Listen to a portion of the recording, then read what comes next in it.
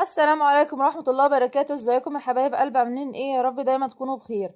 النهارده باذن الله هنعمل مع بعض كبده اسكندراني بطريقه جميله جدا، وهنعمل مخ بانيه بالشكل ده زي ما حضراتكم شايفين لونه ذهبي وجميل ازاي، وهنعمل سلطه طحينه.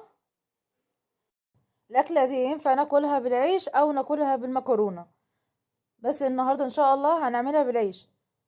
ما تنسوش تشتركوا في القناه وتفعلوا زر الجرس عشان يوصل لحضراتكم كل جديد. اول حاجه نبدا نقول بسم الله.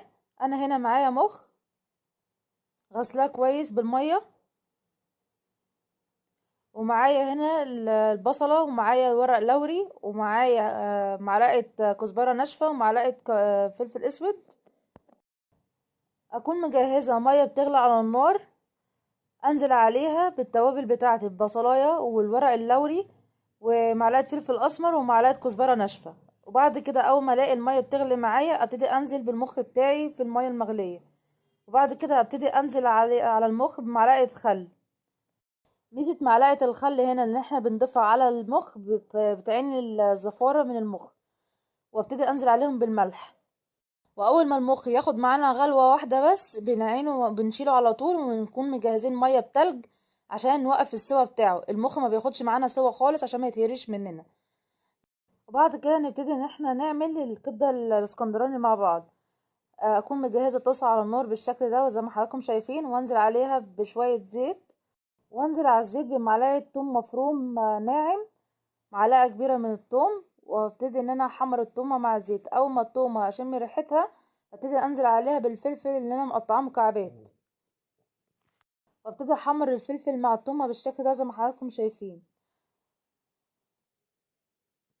اول ما الثومة والفلفل يتحمروا مع بعض انزل عليهم بالكبدة بتاعتي اللي انا مقطعاها مكعبات بالشكل ده زي ما حضراتكم شايفين. ما ننساش نصلي على سيدنا محمد ونقول اللهم صل وسلم وبارك على نبينا محمد وعلى اله واصحابه اجمعين. نبتدي نستمر في التقليب بالشكل ده زي ما حضراتكم شايفين، واول ما الكبده معانا تاخد لون نبتدي ننزل عليها بالتوابل. اول حاجه ننزل عليها بمعلقه كزبره ناشفه، نقلبها كويس بالشكل ده زي ما حضراتكم شايفين، وانزل عليها بنص معلقه كمون، وانزل عليها بنص معلقه فلفل اسود، واقلبها كويس بالشكل ده زي ما حضراتكم شايفين.